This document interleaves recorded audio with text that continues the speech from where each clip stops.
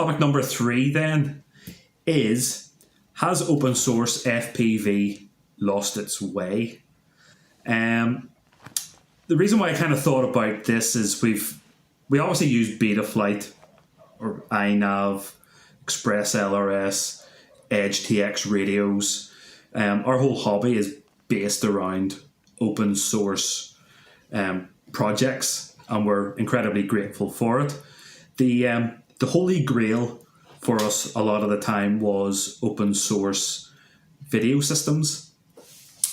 But with the conversations that we've had about digital and analog and beginners, I'm beginning to wonder, have we kind of, do we not care so much anymore about open source video? There was supposed to be OpenIPC was going to be the next big thing, and then Ascent and ArtLink came along. There's still a massive amount of people that are using DJI and Walksnail. So I just wonder, when I'm talking around has open source FPV lost its way, I'm literally talking about the video systems, the first person view video systems. Do you think we don't care about open source video anymore? Dave? I really do care about it, like from a personal point of view. I think that the community has lost its way a bit and everyone's fighting for their piece of cake. And we use the words open source and, which means openly available to the public, free of charge. Anyone can access the source code, etc., and design format and things.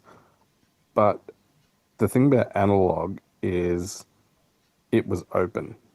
So regardless of what receiver or VTX you had, you could still tune into your buddy's same channel, even if they had a different, VTX, as long as it was analog, and you're on the same band. Like, for me, the holy grail would be like, instead of, Caddx having their share mode, in the goggles, and DJI having their channel share thing, like, imagine a digital system that was the same as analog, of going, cool, to go on to channel 8 and you're on channel 8, and your buddies can, without enabling a share mode, they can flick onto the same channel and stuff like that. Like HD0 is, a digital system that still behaves the same as an analog system. You don't need to have, any share modes enabled. You don't need to have, anything in particular special going on to be able to access. Well, you do have to have an HD0 receiver, though. From someone. You do, you've still got to have an HD0 receiver. Yeah, no, right. You do, but yeah, but I'm saying you still have to have a HD0 receiver, but the person you're trying to view, you don't have to get them to enable share mode on their goggles. Right. I think fair one. Yeah, I get what you're saying. And just change onto their channel. That's why it's so successful in racing, and because it behaves the same as analog. And these other systems haven't got into the race market yet because, one, that's not available, and two, they haven't. Technically, you can do that with DJI as well. You can do that with DJI race mode and go into audience mode, and then anyone with a DJI goggle can then watch what you're doing. It just reduces your bandwidth. Yeah, but that's what I'm saying. It's still, you've got to go and do something on your end with a compromise for other people to view. I sort of see where you're coming from, Dave, but for me, it's not a compromise. I mean, in fact, it's a better way of doing it, because then if you're not flying around other people and you do want that huge amount better clarity that you get with DJI, you can flick the mode. But if HD0 and race mode are very, very similar in their sort of video quality and bit rate. So, do you think it might be better, like we're talking about open source, would it be better, instead of having the software being open source, having the protocols being open. So then you have like anyone, if they have the knowledge about the protocol, could build a receiver that could receive like an open source signal. goggle with Right. that I could mean, that's kind of the way switch between analog the is. The two. Yeah, protocols is yeah, absolutely. right. Correct. Right. That's the way analog is. Yeah. The protocol for So analog is open, but the software running it not necessarily. imagine if Caddx released right new set of goggles that recognized everything with the ARLink chipset system. Mm-hmm. Like that would be like a game changer. Like beta FPV system would be recognized by Caddx goggles and stuff like that. We'd be back into that old format. Mm-hmm. Instead of But wouldn't that proprietary tech and receivers. But that would require Caddx to work alongside CAP or whoever to learn what their protocol is. In the same way, it would Caddx to require to work alongside DJI to be able to for their goggles. And of course, they're never going to do that because they're all competitors. I think we have lost our mojo, I suppose, for open video because of ArtLink and because of Ascent and the lower costs.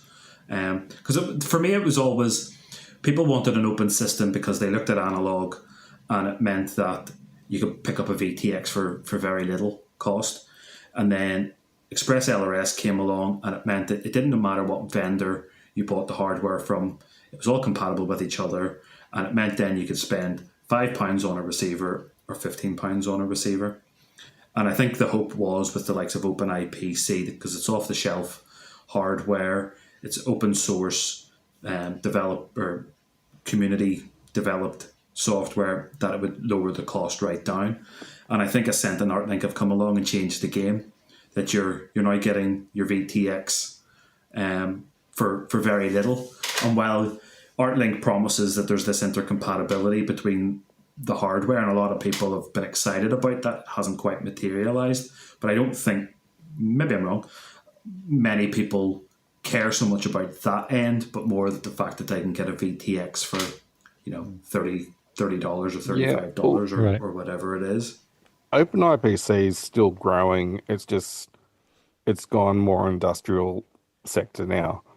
It's not so much in the hobby space anymore. So like lots of large commercial drones, they use OpenIPC for all their camera stuff because they run off, they create their own mesh nodes and set up their own like area network and use nodes and run their camera systems that way for people that don't use DJI commercial drones, for all the other big drone stuff, they don't use commercialized VTX systems. They use their own open IPC stuff and run off mesh systems.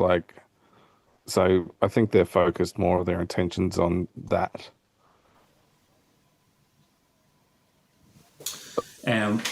Why do you think kind of FPV video has remained proprietary? And do you think it is just down to the what they can deliver, what DJI have delivered? I think it's the hardware. What Caddx have delivered? To get good performance with digital, you have to have the right hardware to be able to compress the video to be able to send it, right? Analog, very simple feed, doesn't take a whole lot to transmit it, but to transmit, the high definition, there's a whole lot of stuff that's got to go on in order to do it. I mean, you do have TVs and stuff, you can have your HD over the air. So, I mean, there is the possibility there, but what's the latency and all that kind of stuff with that? With a TV, latency really doesn't matter. But, for a video system where you've got a control link that's separate from your video link, the latency definitely matters. So you got to have the right hardware to be able to encode quickly. Yeah, not my specialist subject at all, but only from what I've seen with OpenIPC. I follow various YouTubers who have done sort of testing with it, and up until very recently, I just don't think it's been flyable, has it? It's not been, compared to any of the systems that exist at the moment. So a lot of it has been, it's just too slow in development. Right. reason why it's not been maybe sort of taken on by a lot of FPV pilots out there. But I believe that's changing. I mean, the last video I saw from a certain YouTuber seems to suggest that he really liked it, and it, you know, they'd improved things like you know, it not skipping and latency and that sort of stuff. So I don't know, but yes, is there the you know, is there the need for it now? I'm not so sure. Yeah, why would you buy that over ArtLink, for example, or Cadex? Yeah. I don't think so. Oh, it's Yeah. I think the ship has sailed for it. Unfortunately, ArtLink in a set came along and kind of just did what. Yeah, if they managed to keep their pricing the same, you know, if this $35 a VTX stays the same, I mean, goodness me, I mean, yeah, that's nothing if you think about it. I mean, they can't be making money on that. That's the other thing, though. I mean, it can't be sustainable, that, surely. You know, sure. No, it's lost leader. So, bear in mind, it was originally designed to be a DIY system. That's why it lost momentum, because people lack the technical ability to go and build it themselves. Right. So working off, you know, small little node cameras and stuff like your security cameras and things like that. So like people lack the ability to build it themselves. And, you know, RunCam, I think, released, you know, made a few units and stuff, and that's where it, as far as it went. Yeah. Because it wasn't that's a big one. Plug and playable. I don't know. I mean, analog was that way initially too, right? The cameras back in the early days of, you know, putting the cameras on the drones, it was people were doing the exact same thing. They were taking security cameras, because I can remember, well, the drone that I mentioned earlier, that Storm 250, the camera on it, you know, there was no up tilt because it just had a plate on the back, and the camera shot straight out because it was just an open plate, you know, the back of the camera that you would pull out of, you know, your security camera system or whatever on there. I mean, the only difference, I guess, was analog. The protocol there for that was, you know, well defined. You know, now we've got multiple competitors, and they all have their own little protocol, and so and the digital stuff, and so there's no cross compatibility. You know, with ArtLink, they're doing what? They're licensing out the stuff so other manufacturers could build it. You still have one person who's in control of everything, though, unfortunately. But if they license out the tech, you know, you can have multiple manufacturers building things, but you still, the cost you can't get down as much, maybe. I don't know, unless they you'd have to mass produce it, you know, I mean, make things, you know, really mass produce it, manufacturer. I guess. Not pretending that I know everything about that, but you know, just thinking about the cost. I mean, goodness me. I mean, you know, that's it's crazy. If you think about how much a mobile phone costs, for example, you know, the electronics that goes on in there compared to, you know, I mean, I know that's just one small board, but goodness me, it just seems so cheap. Yeah. Well, they did that. They did that forever. Like they, you know, subsidized the cost of the phones. You know, now it's interesting. Now everybody's buying their phones outright, but for the longest time when that stuff started, you were subsidizing your phone through your phone plan, and the phone companies were, you know, banking on you staying with them, and so they would make up the money, you know, if they were subsidizing there. But so I kind of wonder, though, you know, listening to the conversation and the previous conversations with the topics, I mean, are we all a little bit hypocritical now? Because before we were saying, you know, you need to walk before you can run, and you need to learn the ins and outs of your system. And part of the whole FPV hobby is learning how to build and how to tinker and how to tweak. And then, but when it comes to the video system, we're like, no, that's too much hassle. That's too much effort. Very, very fair point. Stick with the proprietary stuff. You know, it's kind of like, man, we're such hypocrites, aren't we? 100%. And build their own cameras. We should all be shouting from the rooftops. Everybody needs to go and buy OpenIPC and learn how to tweak and how to fiddle with it to get the best out of it, because that's the best for the hobby going forward. And yet we're all like, yeah, that's true. Yeah. Yeah, you're not wrong there. Total hypocrites, the lot of us. We're all such hypocrites. We're all gatekeepers for the hobby now, aren't we? 100% of that we're all convenient. Like, we want things now, we want things easy, and stuff like that. And if I turn around and tell you that, cool, you've got to learn Betaflight and you've got to learn another system also. There's something about video though. You just want it to plug in and work in your goggles. You know, I'm quite happy like soldering and tinkering and all that kind of stuff. But I don't know. Video scares me.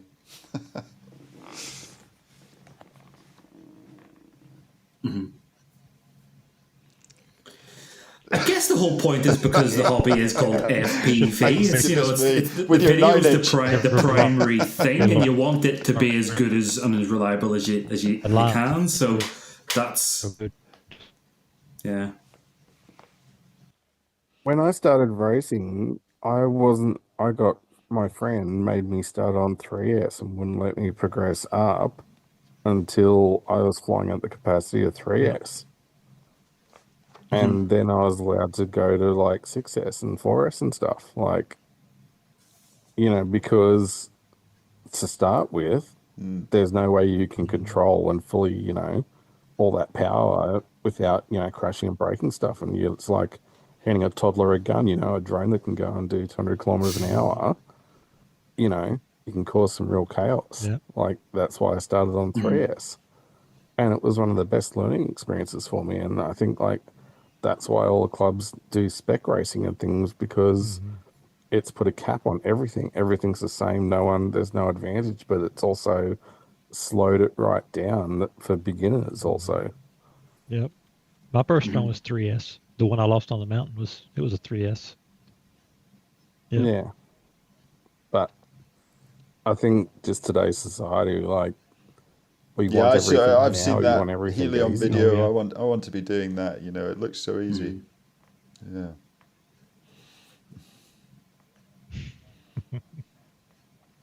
Very true. Yeah, like I hate soldering.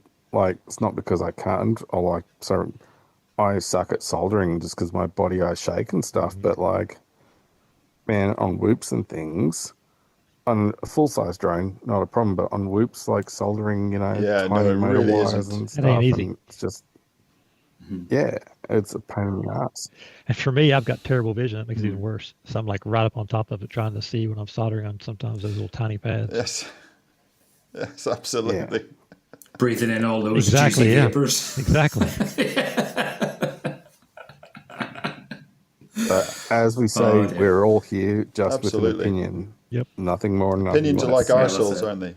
Everyone's got That's one. it.